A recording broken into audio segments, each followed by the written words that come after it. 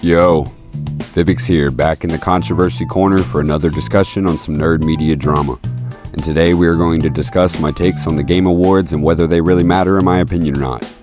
I mean, to put it simply, no, I don't think they matter. So, with that out of the way, the video is over. Thanks for tuning in. Take it easy. Yeah, boy. No. Obviously, that isn't all I have to say on the matter, so jokes aside, everything I've come to learn about how the voting works, to who is on the judge panel, and the actual choices of what games are being nominated, I would say it seems really pointless, at least to the extent of why would anyone truly care about it or be surprised if they chose options us as gamers would have never selected.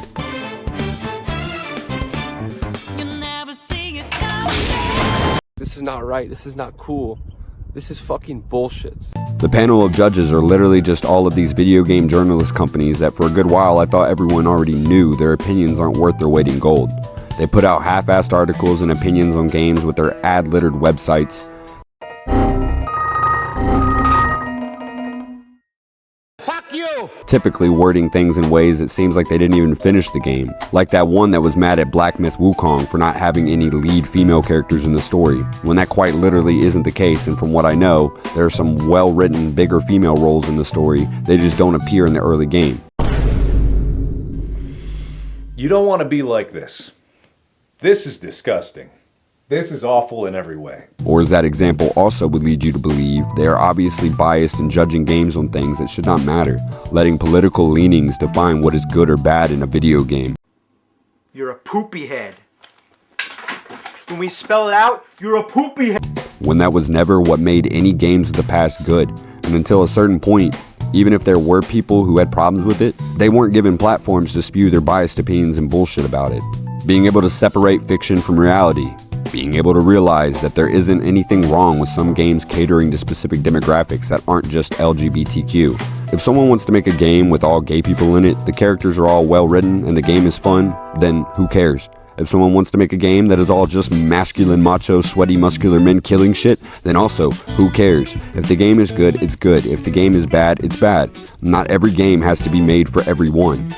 Surprising, I know. Damn, I'm good. Perfect example being, I don't like card games. Do I think all card games shouldn't exist? No, I don't think that, because it's a dumbass way to look at it.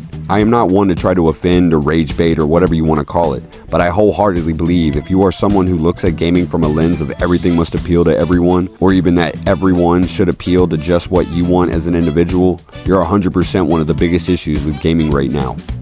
Stop it. Get some help. It's so damn exhausting. Just seeing how much time and energy people have just to spew negativity and bullshit with such brittle foundation for their point of view to stand on. Mainstream journalists and even some of the game developers who have tried to pander to that stuff are so idiotic, and I don't know how we allowed such a loud minority of gamers get into those positions, when in reality, most of them are either political fanatics or only care about what the money they could make from it is.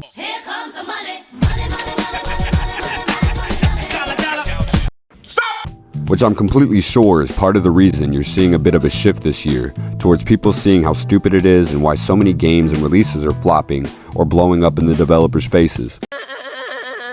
Why are you crying? Or just being forgettable, going down the long list of negatives people always associate with those said pandering properties, leading to their failure or negative receptions.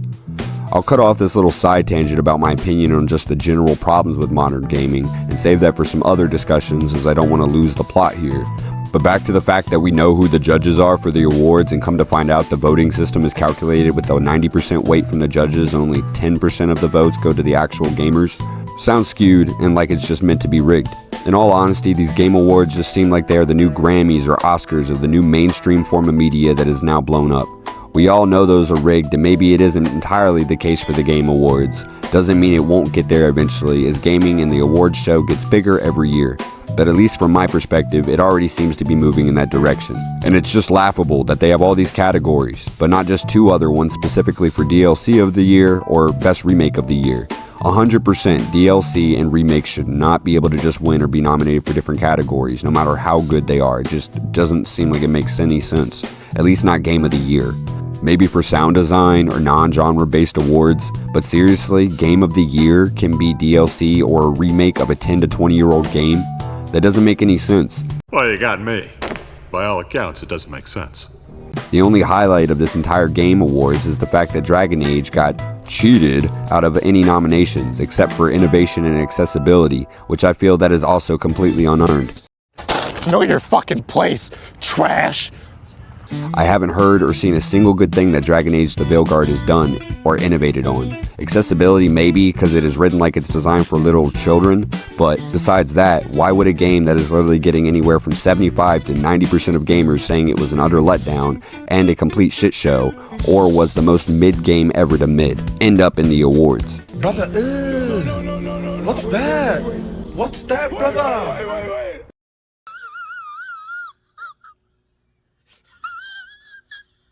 But of course, they had to find a way to get the game in there somehow.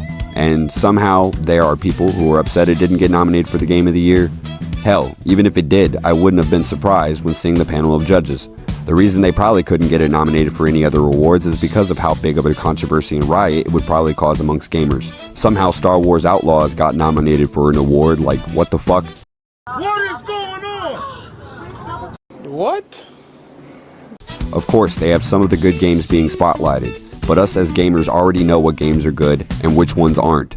And I just feel, even having any strong feelings on this quite obviously over-processed Game Awards show that each year seems it has gotten more and more out of touch, is kind of pointless. The only hope I have is that hopefully some of the games that deserve it get some recognition for more exposure for those said games, but other than that, I couldn't care less what the outcome of the Game Awards are, as I advise everyone to do themselves. I'll decide myself what games I think are best in their said categories for this year, and that's that. As I advise everyone to do themselves. Make your own ranking videos, shout out the games that deserve it, and just ignore the ones who don't deserve recognition. Critics, journalists, corporate bozos, and DEI activists are ruining gaming, and I partially feel like it is because we are allowing them and their fanatical opinions to carry any weight with senseless or obviously biased takes on gaming, or how we are allowing them to tell us what we want. Let those kinds of people just keep shouting into the void. Ignore them with your wallet or your mouth. Wake up! Wake up! Wake up! Wake up! Meaning don't give them support, and then actually give support to the games or developers that are deserving of said support. Us the gamers should take back the power of deciding what we want out of games, and stop giving any power to these corporate Hollywood-esque glamorizers that are just sucking the heart and soul out of this form of media that for most gamers helped shape their lives, who they are as people, help them out of bad times, and so on. No shame or shade if you want to care about the Game Awards. Do whatever you feel makes you happy or good. So just make sure I clarify, I'm not trying to shit on people who end up taking any interest in the Game Awards. I just personally will not have any care for it or the results of it. I just personally don't think it matters in the slightest. But as anyone who knows me would know, I could keep talking for ages, but I'm going to cut myself off there. If you think my outlook is stupid, fair enough. You are entitled to believe whatever you may believe, as I am as well. Now you've had enough, bitch. If you enjoyed, make sure to like, comment your opinions below, and subscribe. If you disagree with any of my takes, let's discuss it civilly in the comments. I'm all for hearing out different opinions and perspectives. I appreciate any and all support, and with that, I'm going to stop running my mouth and bid farewell. Make sure to take care, everybody, and stay cool.